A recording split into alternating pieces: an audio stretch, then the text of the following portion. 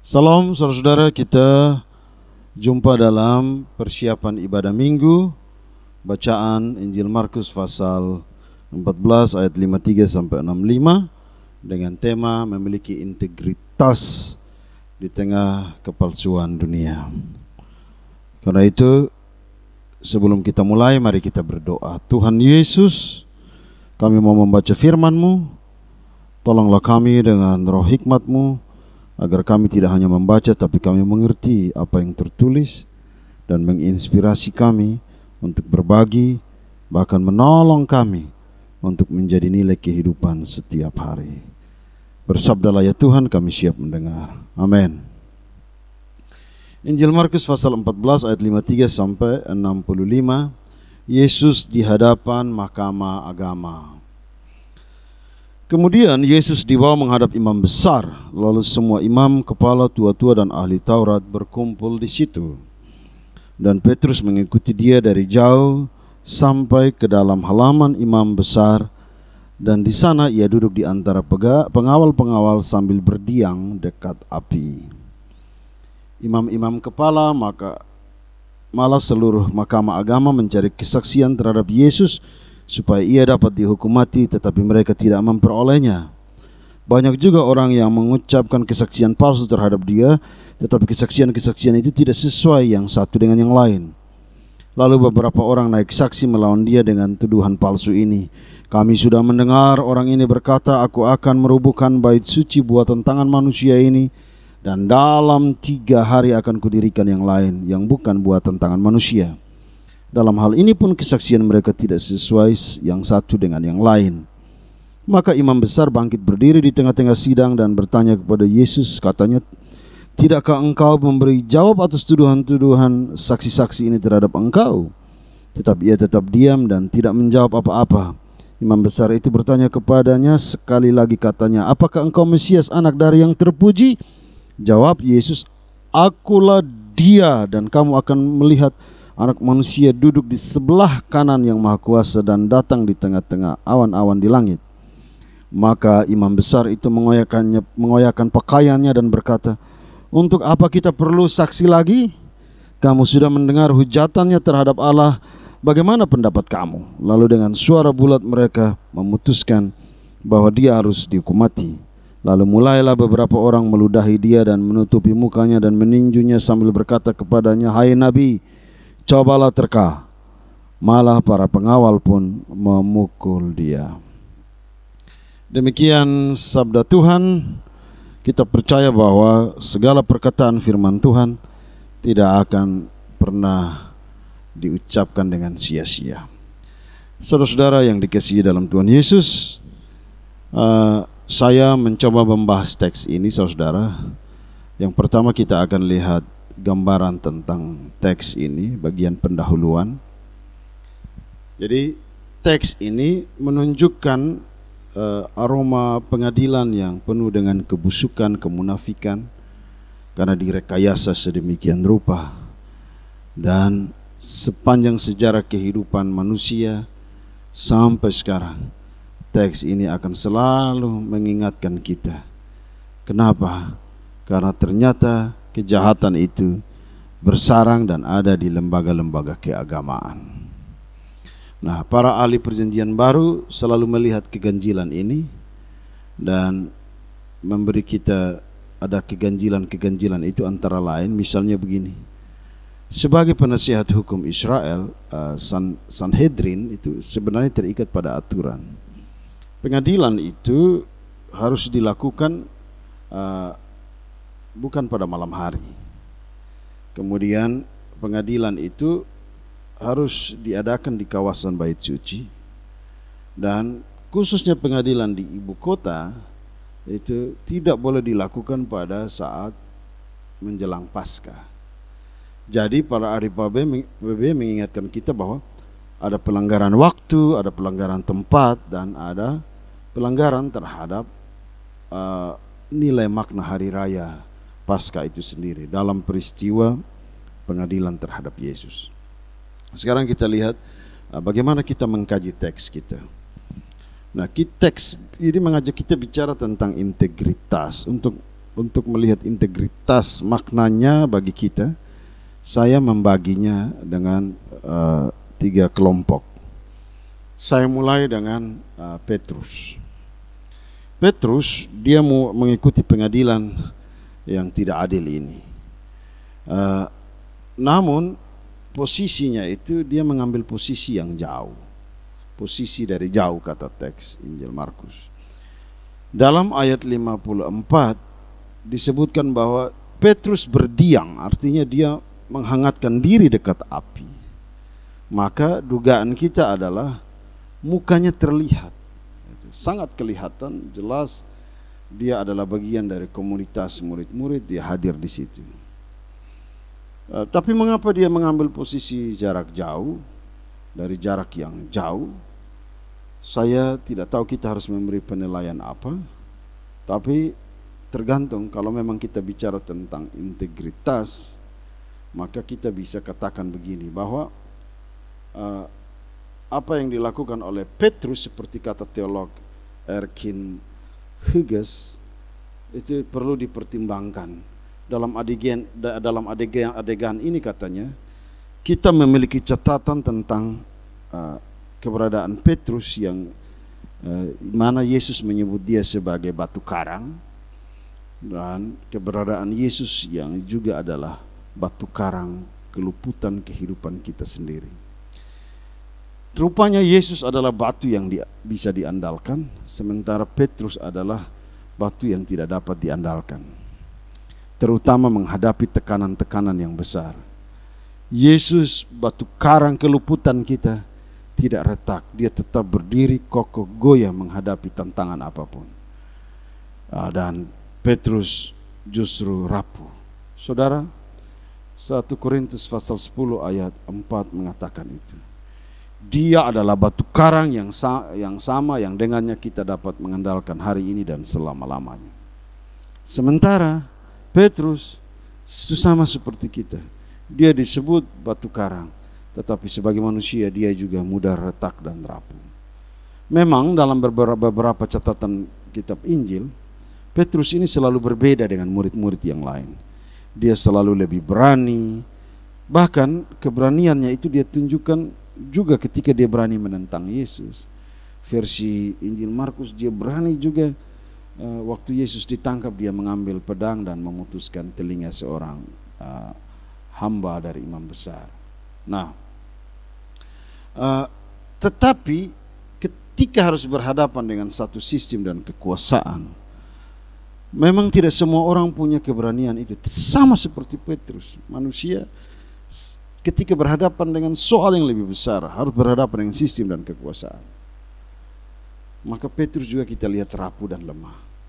Jadi ketika kita bicara tentang integritas, ini soal bagaimana saya dan saudara mampu untuk menjaga nilai kita di mana saja kita berada. Sebab kita ini kadang suka mengkritik pemimpin, tetapi kita sendiri tidak mau dikritik. Kadang dalam komunitas yang terbatas terlihat kita begitu berani, namun dalam komunitas yang luas kita kehilangan nyali karena kebenaran. Meski itu benar pun kita memilih untuk berdiam diri. Dan saudara tahu bahwa orang-orang yang berdiam diri itu sama dengan orang-orang yang ada dalam membiarkan kejahatan, itu sama dengan kita adalah pelaku kejahatan. Dan inilah kebenarannya. Integritas orang-orang benar selalu berbeda dengan integritas orang-orang yang membenarkan diri. Orang-orang yang benar itu akan siap menghadapi tantangan apapun dalam keadaan apapun. Orang-orang yang tidak berintegritas beraninya hanya dari jauh, bersembunyi, omong di belakang, sindir. Pokoknya dia ada, bukan dekat, tapi dia jauh sekali. Dia tidak mau terlibat secara langsung. Kemudian kelompok kedua saya menyebutnya para saksi seperti kata teks kita. Injil Markus mencatat kesaksian mereka dalam ayat 58. Aku akan merubuhkan bait suci buatan tangan manusia dan 3 hari akan kudirikan yang lain yang bukan buatan tangan manusia. Ini dicatat juga dalam Markus pasal 13. Tapi ada hal yang aneh di sini, saudara. Markus menyebut bahwa ada konspirasi di sini. Kita menemukan bahwa ada semacam kesan bahwa para saksi itu mereka memang dipersiapkan untuk menuduh Yesus sehingga Yesus mendapat hukuman. Dan karena dipersiapkan hanya untuk mencari-cari kesalahan Yesus, maka hal yang paling konyol dalam kesaksian ini adalah ketika mereka dia bilang bahwa aku akan merubuhkan bait suci ini. Faktanya bait suci belum rubuh kan? Itu berarti kesaksian ini gugur dengan sendiri. Anak kecil juga tahu itu. Jika bait suci belum dirubuhkan, maka Yesus juga tidak bisa disalahkan.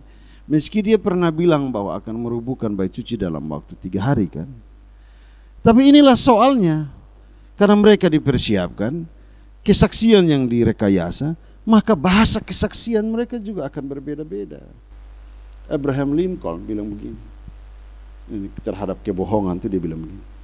Tidak ada manusia yang sanggup mengingat dengan baik untuk bisa menjadi pembohong yang sukses.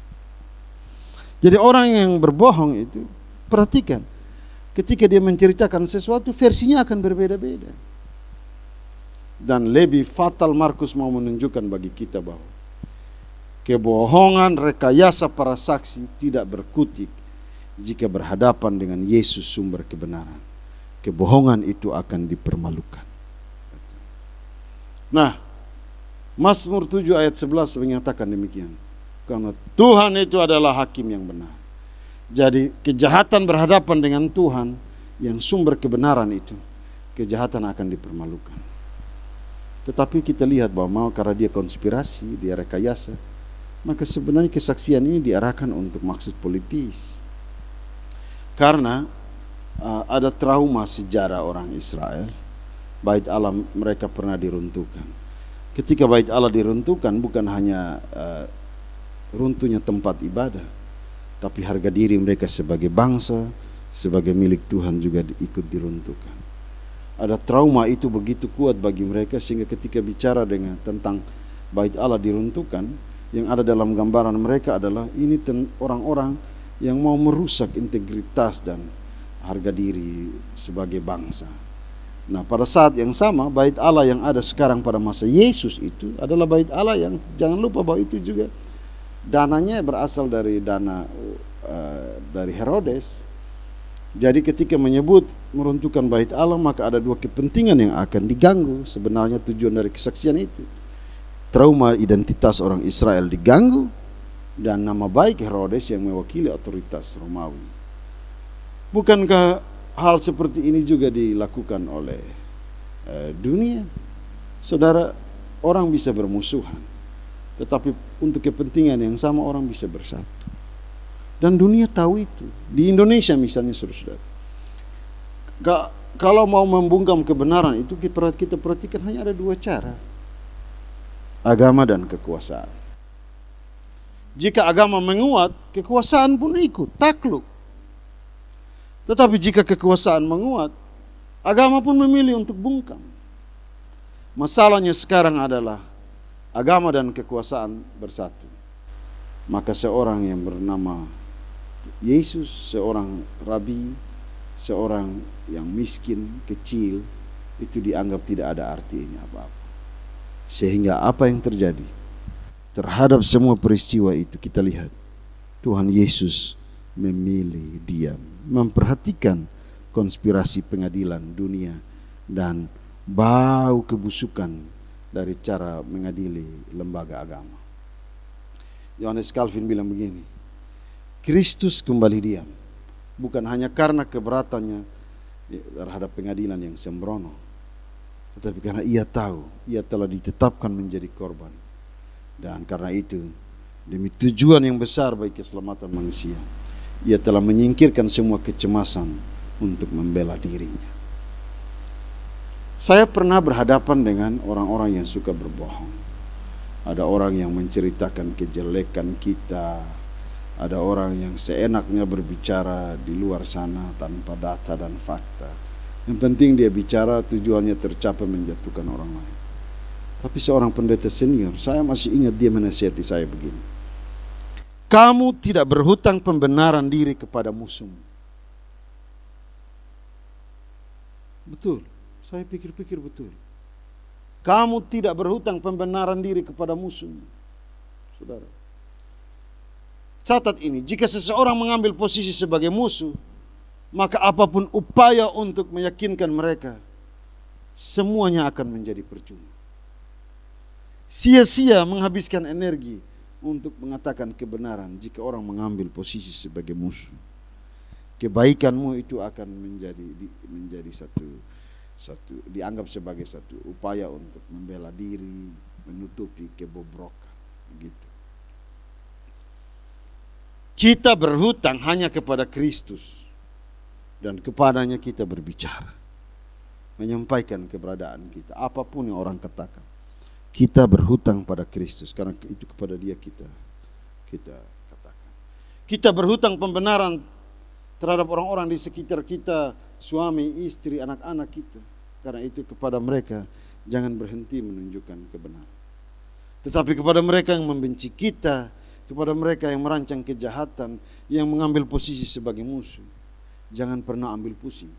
Sebab kita tidak berhutang pembenaran apapun kepada mereka.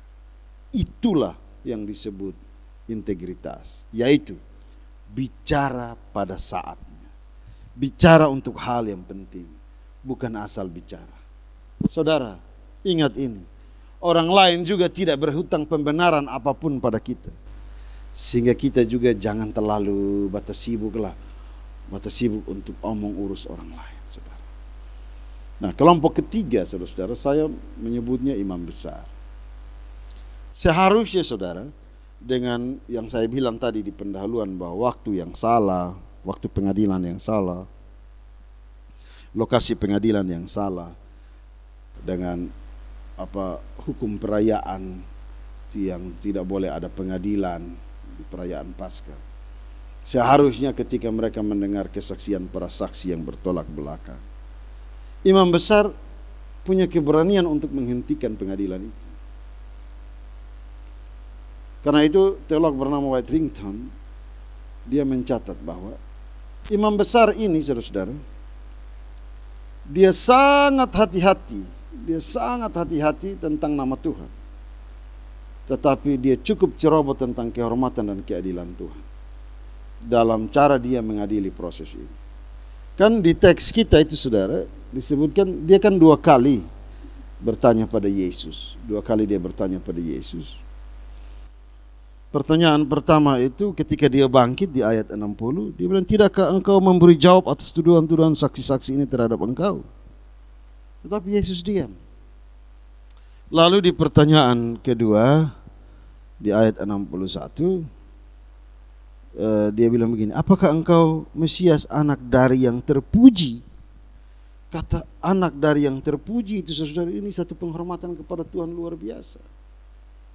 Ketika bicara tentang diri Yesus, bicara tentang kesaksian-kesaksian itu yang menuduh Yesus, Yesus memilih diam. Tetapi ketika bicara tentang Mesias anak Allah sebagai kebenaran yang tidak bisa ditutup, Yesus bicara dengan tegas. Yesus tidak diam. Kebenaran harus diberitakan. Sama seperti Musa bertanya kepada Yahweh, kalau saya pergi ke Mesir, orang Israel tanya, siapa yang utus saya? Saya bilang apa? Tuhan bilang apa? Here, I serve here. Aku adalah aku. Aku adalah aku. Dan kini Yesus menjawab kepada imam besar, dan kamu akan melihat, akulah dia, dan kamu akan melihat anak manusia duduk di sebelah kanan yang maha kuasa dan datang di tengah-tengah awan-awan di langit. Dengan pernyataan ini Yesus mau bilang begini, kalau tadi saya diam untuk tuduhan-tuduhan mereka, saya diam karena saya tertawa akan tuduhan-tuduhan mereka, maka terhadap pertanyaanmu tentang Mesias, saya harus berkata karena ini benar. Di hadapan manusia, Putra Allah dan Hakim atas semua manusia berbicara dengan terus terang. Yesus tidak menyesal mengakui akan keilahiannya di hadapan manusia meski dia tahu ini jebakan. Sama dengan Yesus bilang, lakukanlah apa yang menurutmu adil. Karena engkau mengadili anak manusia, ingat kelak engkau pula akan diadili. Saudara, jawaban Yesus adalah satu pengakuan iman. Satu pengakuan iman kepada saya dan saudara, kepada seluruh orang percaya berabad-abad. Bahwa inilah integritas. Benar katakan benar, salah katakan salah. Orang yang berintegritas itu lapar dia bilang lapar, kenyang dia bilang kenyang. Kalau sumakan buang orang pun jujur tuh. Bikin salah akui kenapa. Tak usah putar-putar lah, tak usah membangun argumentasi lagi. Kasihan, coba tempatkan diri kita pada posisi orang lain. Nanti saudara, kelakuan kita membuat orang bukannya senang dengan kehadiran kita atau berdoa bagi kita. Mereka tidak senang akan kehadiran kita dan mereka mendoakan kecelakaan kita. Saudara, para imam besar ini sebenarnya secara yudisial, apapun yang mereka buat, keputusan apapun, sebenarnya tidak terlalu dipedulikan penguasa Romawi. Kan di bawah hukum Yahudi, hukuman mati itu dilakukan dengan cara rajam. Dalam kasus penistaan, para rabi telah menetapkan bahwa setelah penghujat dihukum mati, tubuhnya akan digantung di pohon sebagai tanda penolakan utama. Ulangan 21 ayat 23. Tetapi sebenarnya otoritas mereka juga sudah dirampas oleh pemerintah Romawi. Hanya dalam soal ini secara hukum, saudara, masalahnya hanya satu. Ketika Tuhan Yesus bicara bahwa dirinya adalah Tuhan, Mesias, anak Allah itu dari Allah yang terpuji itu, maka bagi orang Israel ini hujatan, ini penistaan agama. Tetapi bagi orang Romawi ini kebohongan, sebab kaisar mereka lah yang menjadi Tuhan. Jadi proses pengadilan ini benar-benar mempertaruhkan integritas, tetapi syarat dengan kepentingan-kepentingan. Lalu di akhir semua tokoh-tokoh yang ditampilkan oleh Injil Markus, baik Petrus, para saksi, orang banyak, pengadilan agama, imam besar, apa yang hendak Injil Markus sampaikan pada kita? Catat baik-baik ini saudara. Injil Markus hanya mau bilang, soalnya ada satu manusia pun yang memberi kontribusi bagi keselamatan. Keselamatan itu benar-benar hanya datang dari Tuhan Yesus. Tuhan Yesus bisa membela diri supaya dia lolos. Tuhan Yesus tahu bahwa apa yang mereka saksikan itu adalah kepura-puraan. Dia tahu Petrus ada berdiri di jauh. Dia tahu ada permainan upaya politis dari para imam besar. Tetapi dia tidak mau ambil peduli dengan itu. Karena dia tahu bahwa mereka tidak bisa memberi kontribusi satupun untuk keselamatan manusia. Justru yang kita jumpai dalam teks kita adalah justru integritas manusia-manusia yang lemah dan rapuh. Yang kita temukan adalah manusia-manusia yang kalau banyak orang dong berani, tapi kalau sendiri-sendiri dong panaung. Karena itu saudara, manusia untuk dapat hikmat, dia perlu proses waktu yang panjang, belajar. Dia perlu berjumpa dengan banyak orang untuk belajar semakin memperkaya hikmat. Tetapi lewat teks ini di Minggu Sengsara ini kita belajar bahwa kalau saudara butuh hikmat, saudara mau menjadi dewasa, integritasmu mau kuat, maka saudara hanya butuh waktu kusuk, saudara hanya butuh bawa kerendahan hati pada Yesus, supaya ia menolong saya dan saudara menjaga kelemahan diri saya dan saudara. Itu intinya di situ. Sekarang aplikasinya apa yang mau kita sampaikan? Saya ingat tulisannya Nida Rumelin, bukunya ini orang Jerman, Philosophie einer Humanen Bildung. Dia berbicara tentang mendidik integritas. Kalau saudara baca bukunya kita akan tahu bahwa bagaimana integritas itu dididik baik porsi di sekolah, di rumah, tapi juga melalui seni-seni. Dia bilang bahwa mendidik integritas itu berarti mendidik manusia dalam keseluruhan unsur diri. Yaitu apa? Membuat manusia bertumbuh sebagai satu person yang mapan, yang otonom.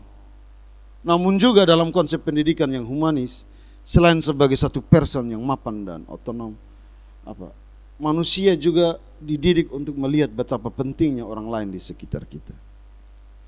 Dan karena itu Injil Markus menunjukkan satu panggung pengadilan yang tidak adil. Pengadilan yang tidak adil itu di situ mau menunjukkan inilah yang disebut integritas. Belajarlah tentang integritas manusia. Petrus, para saksi, imam besar adalah kelompok yang berpikir sangat personal. Yesus adalah Tuhan yang dengan integritasnya dia berpikir bukan saja personal tapi untuk kepentingan satu dunia dan bumi ini.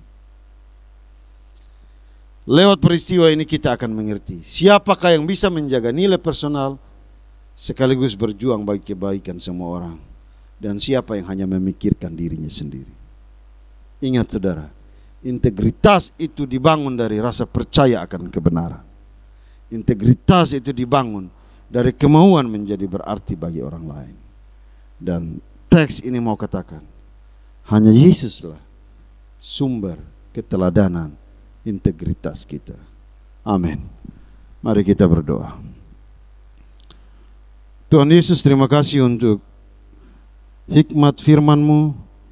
Lengkapi kami ketika kami mempersiapkan firman, tapi juga kami merenungkan setiap perkataan agar menolong kami menambah segala kemauan kami untuk taat pada kehendak Tuhan. Amin.